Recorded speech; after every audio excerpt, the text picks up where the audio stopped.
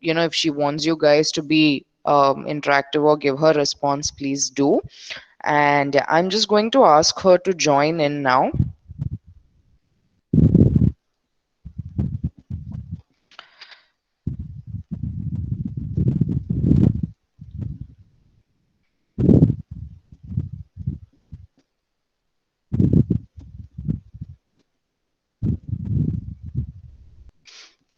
Just give me a sec, give me a minute.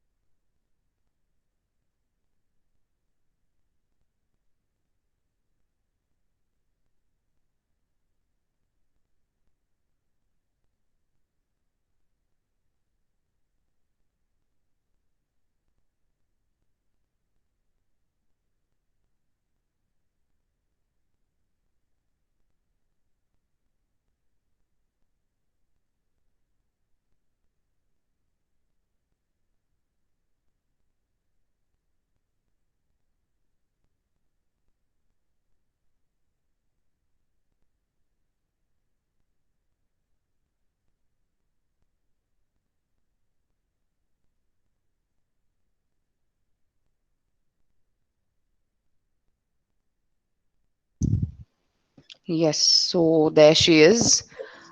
Good morning, everyone. Good morning, Spurti. So I'm really excited to introduce this person to all of you. She's a very good friend of mine. This is architect Spurthi Ravuri. So we did her BArch together from NIT Trichy, and after working a couple of years, she has done her master's in city planning from IIT Kharagpur. Currently, she's a research analyst with this organization called CSTEP, which is the Center for Study of Technology, Science and Policy.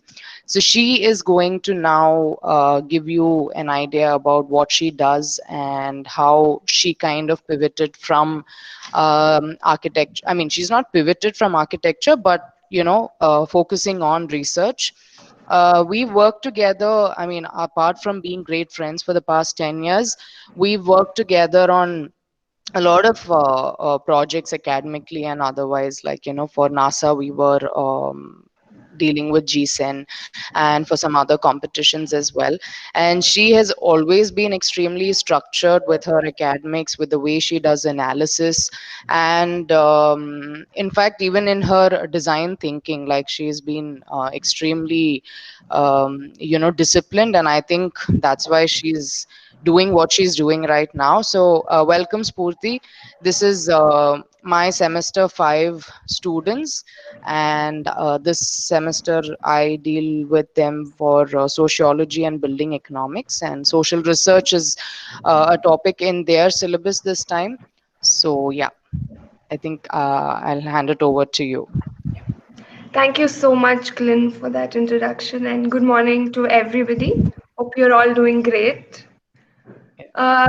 Yeah, so to say, I have moved from practicing architecture to doing research right now, and I should really say that it has been a very overwhelming experience, and I'm very glad I've made this move. And it is very good that you guys are being exposed to research and anything related to this at this point of time, because we didn't have that exposure when we were where you are right now.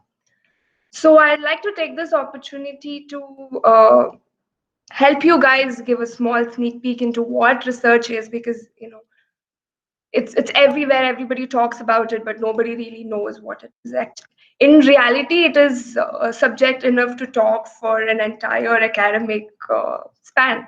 But I'm going to just give you a very small sneak peek and help you understand, very basic things about what research is. So I'll share my screen to start with. You can let me know if you're able to see it.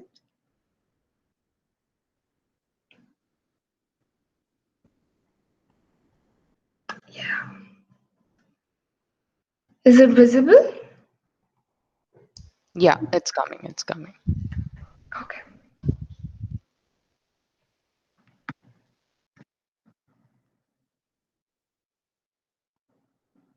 You can tell me when you can see the screen. I will.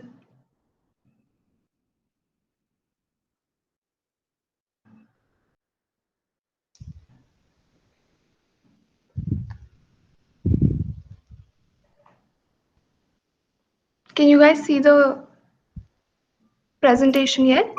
Yes, ma'am. Can see the Yes, screen. ma'am. Okay, thank you so much. So I'm going to talk to you about what research is and how you can go about it and how you're going to benefit out of it. But I'll first start with the basics of what and why, and then we'll take a small pause to answer any questions if you guys may have. And then I'll go on to explain how you can publish your research or how you can show it to people. So let's start. So, what is research? When I say research, what is it that comes into your mind? Can somebody tell me what you think in your opinion is research? uh, Collecting information about any particular project. Yes, that's very good. And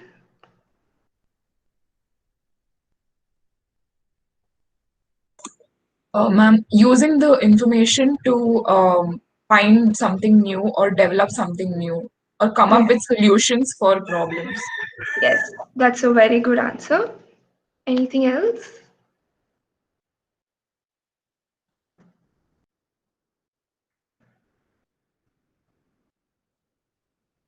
Okay.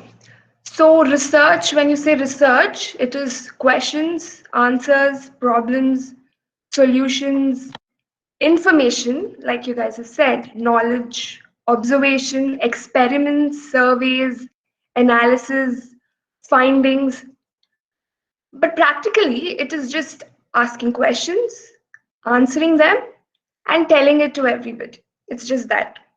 But commonly, when we use the term research in our daily this day, we usually say, I'll research about it, or you research about it. And what we mean is, read a lot of books, or probably now just Google it, see what everybody has to say, conclude, read about it, and conclude and make decisions. But that is more like, reporting or journalism. Research is a little step ahead of that, is where it is adding information, however small or simple it is, to the already, but original to the already existing information pool that we have. So it is a step ahead from just reading and studying about it. You give a solution and add to what is already there. So Oxford Dictionary correctly defines it as a careful study of a subject, especially in order to discover new facts. That is the most important part of it. You discover new facts or information about the field. So now that we understand what research is, how do we go about this quest for information? Obviously, we start by asking questions, right? So usually we find a lot of questions around us just when we observe through our experiences and our interests. So when it comes to architecture or built environment, there could be questions as to why, what, how, which, where. So this is basically the question. So here, if you can see, there are a few examples of some existing current research questions that are going on in built environment, especially questions like what is the relation between, two uh, variables or two aspects, or how some things have changed over time, how certain things influence user perception, or how new technology can be used to improve experiences. All these are research questions. Okay, so what is a good research question? A good research question has no definitive answer yet. It is significant to the community. It is can be written in a form of a question, is clearly focused, has an answer beyond just yes or no, and also has more than one possible answer. So now that you have a research question, this becomes your objective of the research that you're going to perform. Now we need to explore what is already available. So you have certain questions, and I'm sure there are some answers already out there available. So what you do next is try to understand what people have done to answer these questions already. What do they think about it? Are there any gaps in the knowledge that is available? And this is what we call as literature review. And this is one of the critical aspects of research. It helps you articulate your point of view. Where do you stand? And what is your contribution to the question? And how differently are you going to answer this question? So this is just the existing answers and opinions that is already there. Now you know the question, and now you know all the answers that are already out there. So how are you going to answer the question? So what is the approach that you're going to take, or what we call as the methodology? It is a systematic approach to solve the question that you have in hand. Usually there are broadly three approaches that you can take, which is qualitative, quantitative, or mixed. Qualitative approach is used to answer open-ended questions like how and why questions, usually exploring meaning and opinions of people and conveyed using words. Then you have a quantitative approach, which is mostly to answer close-ended questions, mostly to define relationships or causes between two things. Like what is the relationship between room temperature and comfort, for that matter. And it is usually expressed in terms of numbers. If this increases, this decreases. If temperature increases, comfort decreases, or some relationships of that sort. And then we have mixed approach, which is integrating both quantitative and qualitative approach and using these data to come up with results. Now that you have selected an approach to perform your research, you need to identify tools or methods that can help you implement the approach or methodology that you have chosen. So based on the based on the research question, the approach that you have chosen, and the kind of data that is available, there are certain data collection methods that you can adopt. So you can perform surveys. You can surveys to understand trends among a large group of people. You can have interviews to understand details from a smaller group of people.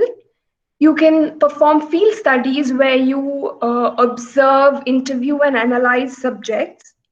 You can have focus groups where you have a topic and have people discussing about it, and you just sit and observe their interactions and their solutions that they have to the problems. Then you have experiments, mostly, where you have a controlled environment where you can test your research question or your assumptions. And you can have secondary or archival data like maps, reports, already existing research, and things like that. And depending on the kind of data that you've collected, you have several data analysis methods. So you can have a descriptive analysis method where you describe the data that you've collected, and if there are any trends in it. Then you have inferential analysis where you understand the data you collect, and then you predict and infer and predict what may happen over a couple of years or what may happen in the future. Then you have content analysis, where you analyze the responses of the interviewees. You have narrative analysis from field studies that you have conducted. You have discourse analysis where you explain the details that you have observed. Or you have ground theory where you use the data to explain why a certain phenomena has happened, why and how it has occurred. And now that you use these techniques, you can conclude the answer to the research question that you started off with. Now you have the question and you have completed your research. Now what do you do? Next is publish it. Tell people about it. So there are a lot of ways you can do that. Uh, Mostly sought after method is research journals. You can also have conferences. So research journals, it's usually printed in black and white. Conferences is where you can present it to an audience. And these are two methods where you can publish and display your work. So now that I've explained what research is and how you go about research, we'll take a small pause over here to answer any questions you guys may have so far on what we have discussed. So open to questions.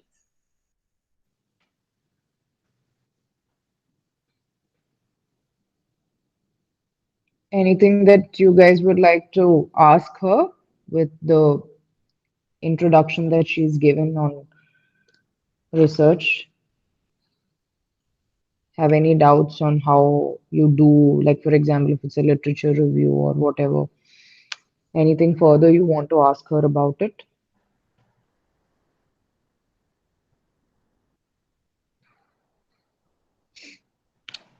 Okay. So I can assume, I think that you guys are following me so far. Yes, ma'am. Okay. And So we can go. Yes. I I think. actually have like a doubt. Yeah. What about That's the what I was funding? thinking. How can Pallavika not ask? Yeah. Yes. Go ahead. Ma'am, what about the funding, ma'am? Like, when does that come in when you're doing a research? So that depends on your research, why you're researching, and with whom you're researching. That's a very important part. So if you are a part of a university or a college that already has certain projects, projects are funded or research is funded. So the funding usually comes to organizations or institutes and not to individuals usually. So if you are affiliated to one of the organizations that are eligible for funding, then all the participants of the research program or research group get the funding done. So usually there are a lot of philanthropic organizations around the globe, and also a lot of financial institutions that call for researchers and research organizations to take up research in certain fields that they're ready to fund. So that is where the funding comes from. So if you see most commonly World Bank, it identifies problems in certain areas. So it understands that climate change is a problem. Or if you take specifically to India, it might say, okay, in Bangalore, there is a issue of solid waste management, or there is an issue of traffic, and let's solve it. And it will ask all researchers in that field to say, this is the problem, we have the money, anybody who's willing to do a research on this and come up with a solution, we are ready to fund. So that is how the funding happens. And this funding usually, like I said, goes to research organizations or universities that are into research. I hope that answers your question. Yes, ma'am. Yeah. Okay. Uh, do we have any other questions?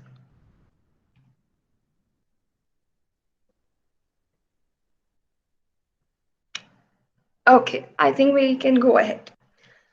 So now that I mentioned that we can publish your work or display your work in research journals or conferences, let's go about to see how we can get to publishing the research. So when I say, let's start with what are journals. So journals are basically like the magazines that we read. They address very specific themes or topics. They're published regularly, usually quarterly or yearly, and they usually are referred by volume and issue numbers. And most importantly, they're ranked or judged by something called impact factor, which measures how the articles from this journal are used by others or cited by other authors. So for more visibility for your research, it is important that you pick journals which have high impact factors. Okay? So when you open a journal, what you can see is there'll be a lot of articles, especially they are uh, identified by their abstract. Abstract is like a small summary of the study they have done, and it'll also say what it is about, like what are the keywords that you can look for in the entire article.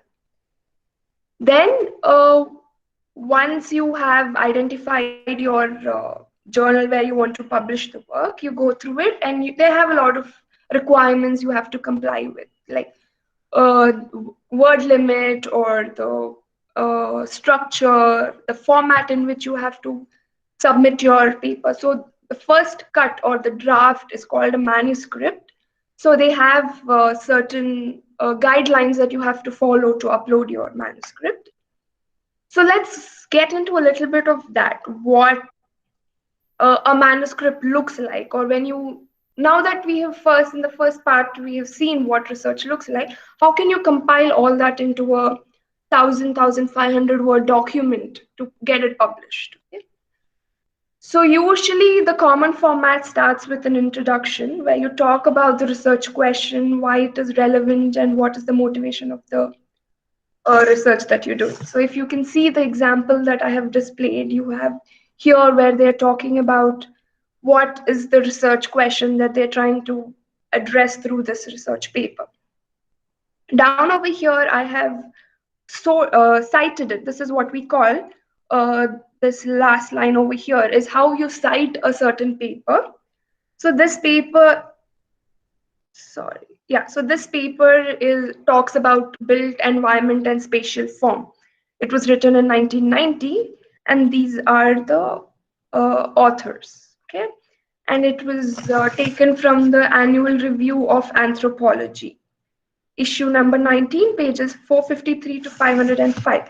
So this, why I'm stressing on explaining you this part, is a very important part of research where you need to refer or cite any kind of a research article that you have referred, like referred, used, and have quoted in your own article.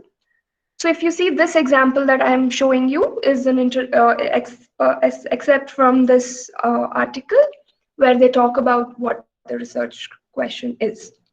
After you have your research question, then you go on to explain how you've gone about to do your literature review.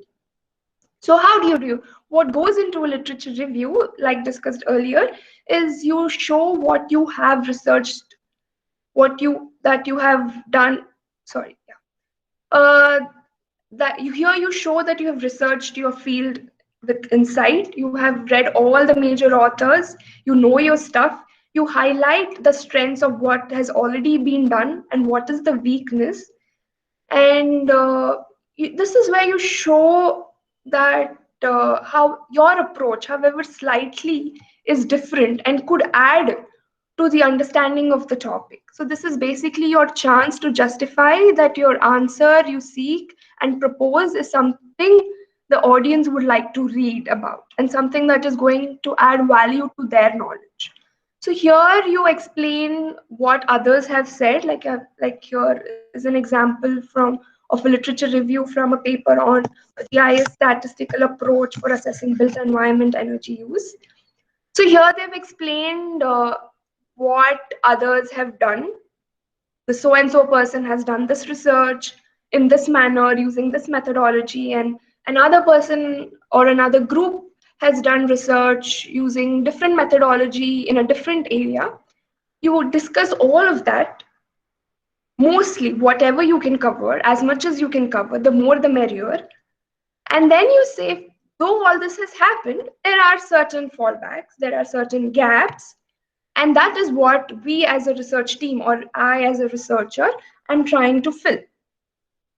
And also how your research, so here if you see this part, here is where they explain that although there are many studies that, there is the GIS statistical methodology is quite limited by so-and-so reasons. Then you go on to say what is the difference or what is that your research is bringing to the table that is different from everything else, and how that could be useful for anybody who's reading the paper. So then you go on to the explaining the methodology that you have chosen. So once the reader has decided to read ahead, you tell them exactly what you have done in seeking the answers.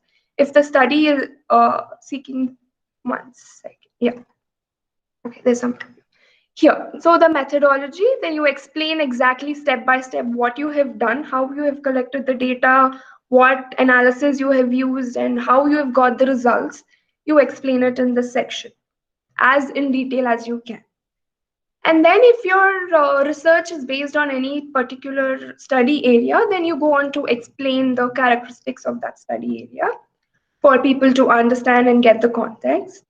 And then you explain how you have got the data.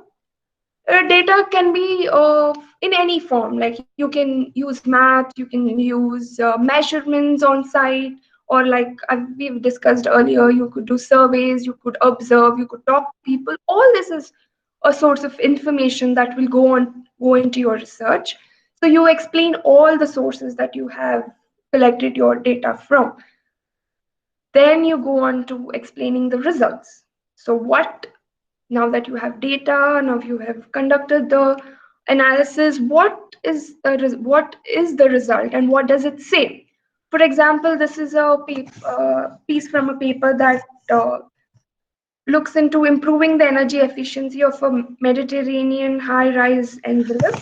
Here in this paper, they were looking at the difference between single skin and double skin facades and how they impact energy saving. So they have figured out that with an average of 50% less energy is expended in double skin scenario. So this is a result, or this is something that they've added to the already existing understanding of energy savings and facade development. Then you go on to the conclusion. Conclusion becomes the most important part of the article, because here you show that you've completed a full circle, like the question, the approach, the answer, and then you've completed the whole thing. So here you give a summary of what or how you have answered the question, what were the limitations, what you wish you could have done, and what could possibly be the way forward to the new advancements in this area. So, for example, if you see here in this piece from the same paper, they have explained that they have followed a certain methodology and that in the future, a few more assessments would be required to achieve environment goals. So this is to say that this is what is being done, this could have been done, and this should be done in the future for other researchers to benefit from. So this is basically the format of a research article that you would send or to upload in research journals. So once this is done, what happens is your manuscript is uploaded in the journal's portal. The manuscript is checked if it fits into their interest and what they usually publish, because every journal has a theme, has an interest that is going along for years together, and your research should fit into that. And once you pass that, there will be a peer review where fellow researchers will have an opportunity to read. Usually there is a committee, peer review committee of 2 to 3 reviewers for each article that keeps changing from journal to journal. So they also get to go through your article, entire research, and they might agree or they might disagree. Sometimes they might have comments, sometimes they have suggestions, and they'll send that back to you.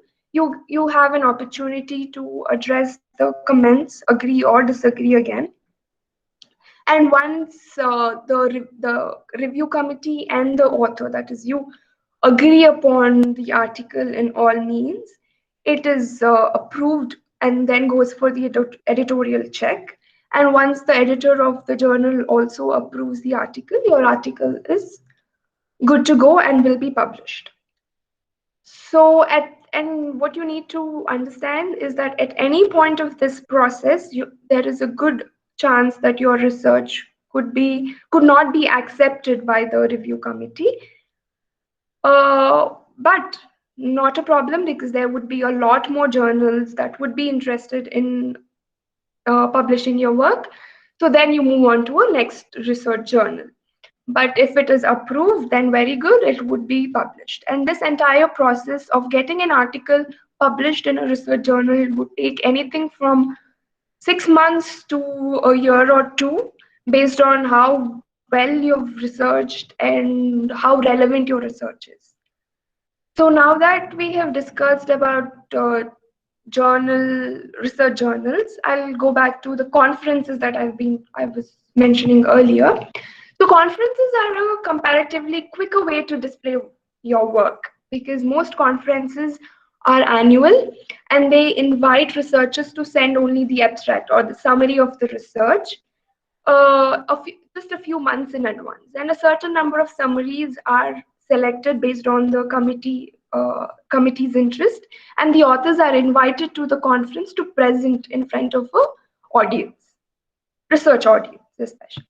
So this is a platform where your work is discussed face to face and is published in the conference's publication, annual publication. And this process usually takes just about a few months. So now that we have spoken about how you can publish your research and how it is good research that gets published, let's talk about what is good research. When I say good research, it is something that is satisfying to you to begin with, because you're the one, you as an individual or a team of researchers are the ones who have put your blood into the research. So you have to be satisfied. You should understand, or you should feel that your research was very sound, that the data supports your statement. And it has to be convincing to the audience who are reading it. And it should be socially impactful. It should be able to help answer some relevant questions or problems that society is facing. Then it would be picked up easily. It would be cited by a lot of authors in the in the academic community, and also would be referenced in a different spaces or different forums that it is discussed about, it is criticized, it is talked about. That is what a good research is. And now that I've spoken about criticism or criticized, this is a very important aspect of research, because whether it is from your guiding faculty, journal review committee, journal editor, conference audience, or even general fellow researchers who get to read your work, it is never to be taken personally. It is only meant to encourage you to think about how better you could have done your research. Because a good research does not come overnight, it does not come individually. It is always a teamwork influenced by a lot of people. And understanding and listening to others' opinions with an open mind is what makes a good researcher, right? So this is a very important part of the entire research ordeal, because a lot of people lose hope or lose the enthusiasm once one single question is posed at them. What is research if not for questioning and answering, right? So that is very important, that you start your research and end your research with a very open mind. And that brings us to understanding what are the ethics of a good research, okay? To begin with, it has to be original and not plagiarized. And very importantly, it needs to build on already existing research of well-known authors. And in research, you cannot say, I lifted it off Wikipedia, Google said so, are not really appreciated answers. They have to be quoted from other researchers, other research work, and well-known authors. Usually, crowdsourced information is not appreciated. It has to be approved by participants of research. So usually, like I said, research is conducted by teams. And if you want to publish work individually or as a smaller part of the group, the entire research group has to give you approval, because it is maybe there is like 5 people working on a research group, and if one or two participants want to come together and publish an article, it still has to be approved by the entire team. It has to be approved by the institute that you are affiliated to, because these two are very important. Most of the journals, when you send your manuscripts, ask for this approval letters from the participants and the institute. Then you need to consider your conduct and the right of individuals who are a part of your research, who are the subjects of your research. And also keep in mind the expectations and your commitment to your profession. Are you abiding by your ethical guidelines? Are you abiding by the discipline? Uh, Also, have you met the commitment to the funder who's giving you the money for your research? Also, does your research comply to social expectations? Have you met your social responsibility as a researcher? Are you unbiased? Are you doing your research with an open mind? And also, it is important to have your data collected and reported in through ethical means without hurting any sentiments. And yes, also, I need to stress on the fact that it is not plagiarized, it is not taken from somebody else's work. The work that you publish is yours and yours alone. Then let's see, why should you research? Like, what would research do to you as a person? How would it benefit you? It'll help you identify problems, identify solution to problems. It'll help you improve your skills and techniques. It'll help you answer good questions, ask good questions and answer them, frame argument, listen, think critically, how to organize data, how to organize information, how to interpret it. And also it'll help you improve your oral and written communication. And that brings us to the end of how research can be done and what should be done while you research, and how you need to compile your research into words. And so, to summarize the entire session, I would say we started off with understanding what is research, asking questions, and seeking answers, and talking about it.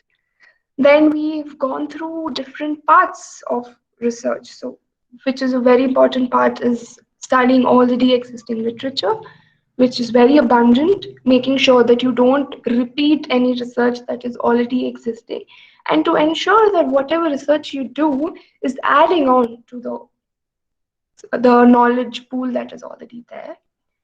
Then another most important part is the methodology, or the methods you use in doing your research, how you collect your data, how you process the data, how you compile it, how you analyze the data, and what results you get through your data, and how you conclude.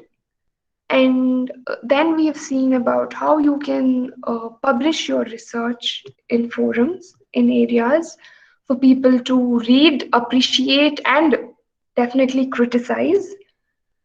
Then we've seen that there are certain ethics that you need to follow. And also, what is very important is to do research with a very open mind. And with that, I would again be open for questions in case you guys have any.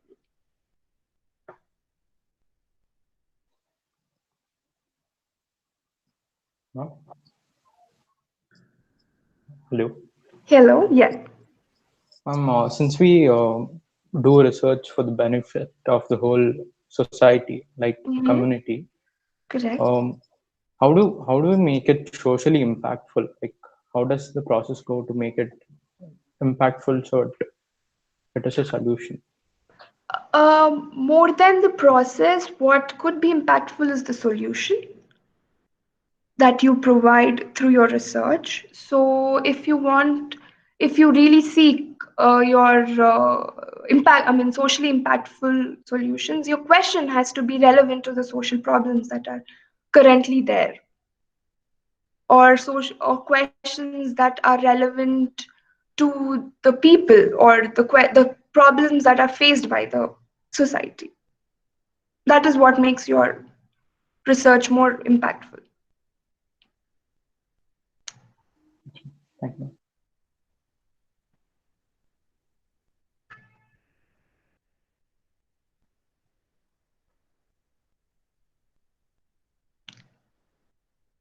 Any other question?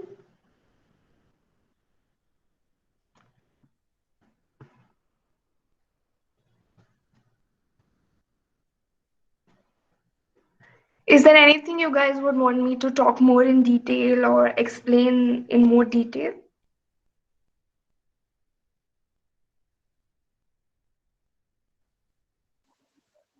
Ma'am, about the methodology which you told, like the quantitative and the qualitative, Yes. how how do we do it? Okay, so you have, suppose, let's look at qualitative data. Suppose you want to understand how a person perceives a room or an interior of a room, right? So you ask certain people, let's take your classroom for example. It is designed in a certain way. And me as a researcher would like to see how you all perceive a batch of what maybe about 60 students perceive the room, right? So I'll ask all 60 of you, what do you think? How do you feel? What does it make you do? What impact does it have on you? So this is a survey or an interview that I take of, if not all 60, I'll take a small bunch of you, maybe about 10. I'll ask you questions. So that is my data collection, right? And then I'll go through all your answers and I'll frame sort of a conclusion from that. Okay, so most people say they feel very creative, they feel energetic, or they feel motivated. So that is the kind of analysis I do if it is a qualitative uh, research that I'm doing. But if it is a quantitative one, okay, suppose I want to know from your group of people, your entire batch, how many of you how your performance in your class is dependent on the lighting of the class or the ventilation in the class. So that is something quantitative. So then I'll have to look at your grades, and grades at different times of the semester, and also I need to relate it to the subsequent weather conditions. How was the lighting that day? How was the ventilation on the day you gave your test or the day you performed? And then I correlate it using mathematical statistical procedures. You can do that through Excel, or you can do that through, there are a lot of programming and other statistical techniques where you can process the data. And they're called regression models. I don't know how many of you have done mathematics, or how many of you enjoyed probability and all that in 12th standard math, but that is something that would become very essential when you do your research if it is in quantitative analysis. So you draw conclusions. I'm not going to go into detail about the statistical techniques that you would require or that you would be using.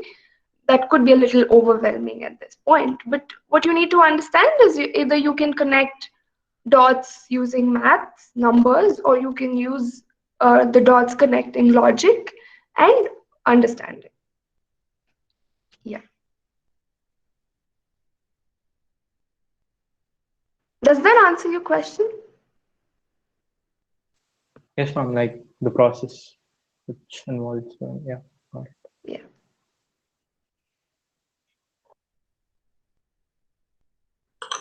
Hello, Hello. ma'am. As a student, if I want to volunteer myself into some research group, how will I have to proceed on that, ma'am? So that is a very good question. So, like I mentioned earlier, there are already a lot of organizations or institutes that are funded for research. You can identify, or you can also collaborate with your faculty who are into research, who are doing research in some field or the other. At this point, at where you all stand, you can start with helping out researchers with maybe their data collection or data analysis, data entry or something. That would give you an exposure of how the process is done and how what they are doing, and that will also help you understand where your interest lies, because research is from A to Z. You can be doing any part of it. So it is better at this phase if you could volunteer to work with any researchers that you know to help them organize and collect the data, or even with literature review, because there's a lot of reading to do. So you can start, you can sit with them, see what they're doing, try to get a little work from them, and that's how you involve yourself into research. So otherwise, there are also research organizations that are open for internships, where they technically look for people, students who can do this for them, like data collection and data analysis. So you can also apply to such month or 2 month opportunities and see how you fit into the research. Yeah. Ma'am, after this meeting, could you share a list of organizations which are there in Southern India to Glenn ma'am, and she will share it with us. Yes, definitely, I would do that. Thank you, ma'am. And are you doing any research right now, ma'am?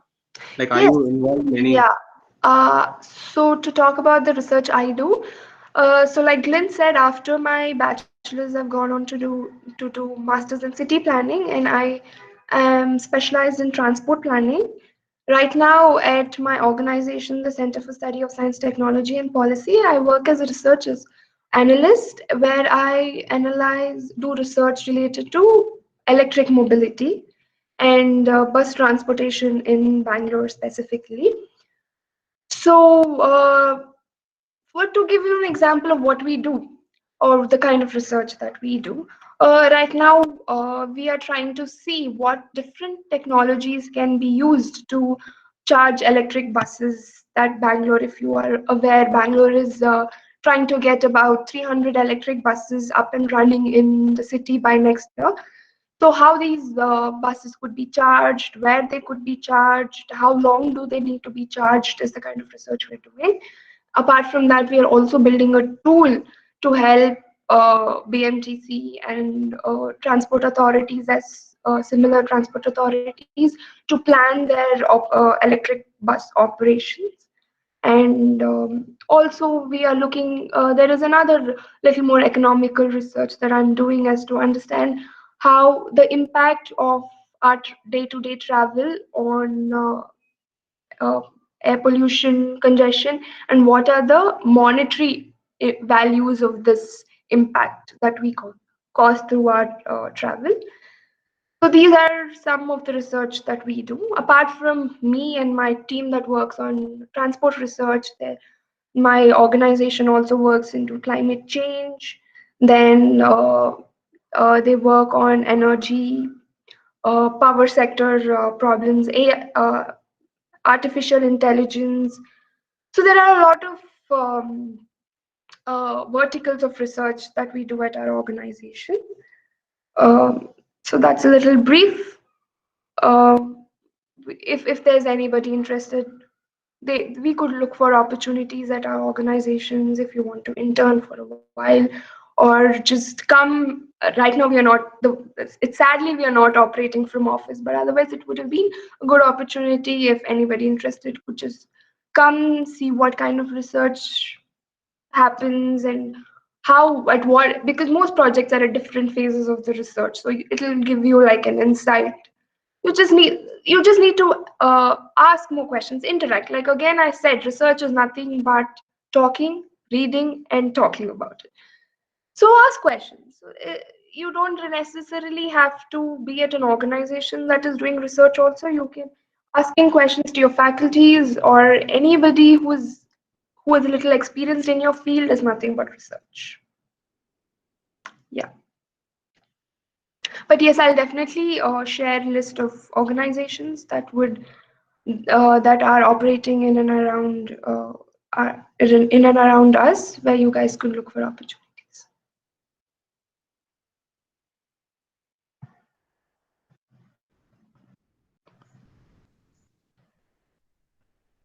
Glenn, is there anything else you would want me Yeah. to talk about?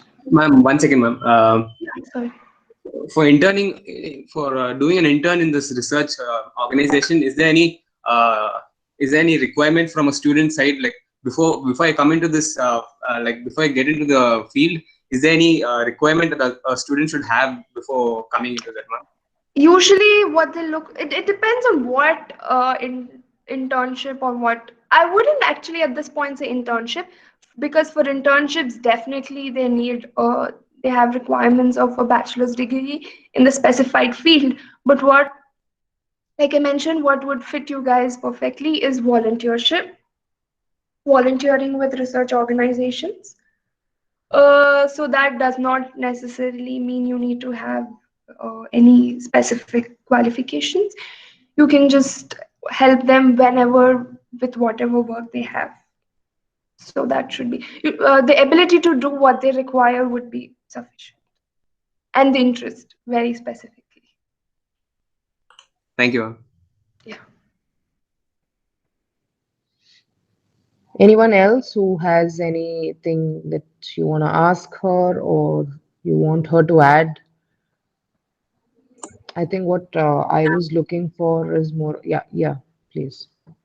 No, ma'am. I actually, it's not a question. It's more of like a thought. That when I read, I mean, the point about the societal expectations and our research meeting the societal expectations, when that comes into play in the current scenario or in like in the past few years also, there's a huge gap between the research industry and the actual layman. Like you never get to know if anything new comes up or anything. So is there a way that we can get the research out there? Because usually it's really there's a huge gap, I feel, because I have few people who are into research, but they're like different, like electrical engineering research and such sort of stuff, and they're doing amazing research. Like in Harvard, they're doing this research where they're like helping the paralyzed people move the muscles and all of that. But apart from the research community as such, I don't see anywhere else getting the information getting spread. So it's just how do we spread the information is what my point was. Like a That is thought. a very good point. That's a very good point. So that is where research organizations are still trying to work. But what I personally believe is it's a two-way thing. So it is the responsibility of the researchers to bring their work out, publish it, and that is why I've emphasized through the entire process about displaying your work, publishing your work, talking about your work. And it is also the responsibility of the citizens of the society to be curious and to be interested in what's happening. Because how many of us do actually read newspapers front to back, right? How many of us are updated with what is happening? How many of us subscribe to science magazines? Nobody does. Hardly. I wouldn't say nobody, but there are very few people who do. So research organizations or researchers put a lot of effort apart from journals and conferences. We also write a lot of op-eds, small articles that are published in newspapers or electronic media these days. And we try to give it as much visibility through social media as we can. But also there is, because I'm sitting on this side of the table, I would say that there is also a little lack of interest or curiosity among the general public, right? So when you scroll through your social media or your any or a newspaper, you would be more interested in looking at something that would be more exciting to you about what's happening in your locality, or what new has come up in your locality than what advancements are happening or what new discoveries are happening elsewhere, right? So that is why the gap is there. The gap is created by both the ends, the researchers and the general public as well. But yeah, it we are all as a community working towards bridging that gap. And I think it's all our responsibility. Thank you, ma'am. Yeah. Anyone else? Any questions, any comments, anything you guys want to add?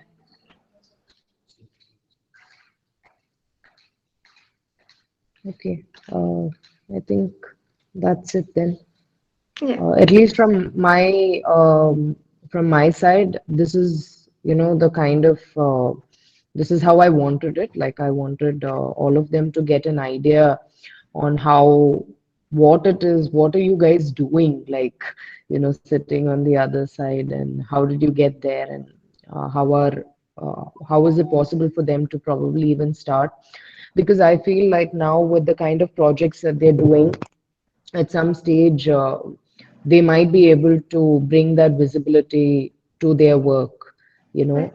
because I keep telling all of them that at least in the university that we are working under, we get exactly 16 weeks. So in the first semester we crack a residence, and in the last semester we crack an urban design project in 16 weeks. So, at some later stage when they actually want to work on it, like you said, ask relevant questions, answer it, and bring some visibility to their work, how they can do that. And yeah, like he rightfully asked, if you can share data on a few organizations that they can look up for, Definitely. get an idea. Just interaction for a start would actually bring perspective to Mm. all these students, is what I think. So, assuming that all of you got a good idea, and that you don't have any more questions and comments, I think, is there anything else you want to add, Spurti? Yeah, there is one point I would want to add about how you can all start if you're interested in asking questions is to start reading at this very point, because I think it's a long lost tradition that we have. I'm not talking only about reading for leisure, reading novels or general casual reading. Reading in depth of your field, understanding what advancements are happening, what new discoveries are happening in your field. I think it's a responsibility as students, as future professionals of the field, that you are updated, well read in your area of interest. That is very important. So that is where you start. The very key of starting and asking questions is to know what is already there, right? So I would urge all of you to start inculcating that habit of reading uh, from this very point, and that is where you will start asking questions. So please do that. Mhm. I really hope they do that. Yeah. Okay. So yeah, I think thank you so much, Purti. I mean, I think it was pretty interactive too. I'm really happy that, my students actually, they had a few questions, and I think it worked the way I thought it should. Thank you so much for taking, I know it's a Thank you. working day and you are in middle of a working day, so thank you for taking time off and interacting with all of us. And yeah, once things go back to a situation where we can meet in person, you should come and see us all here in person and Definitely. interact with this bunch, Definitely. and I give hope to do your it very inputs soon. and face. Yeah, yeah. Okay. Yeah, Okay, and then thank thank you you so so much much. for giving me this opportunity. And thank Yes. you all for being so patient and listening, and also asking questions, because, again, that's what this entire session was meant to be. And thank you, Glenn, and the management Yeah, for giving me this opportunity. Thank you very yeah. much. Thank you, Thank ma'am. you, Thank you, guys. ma'am. Thank you so much. All right. Okay.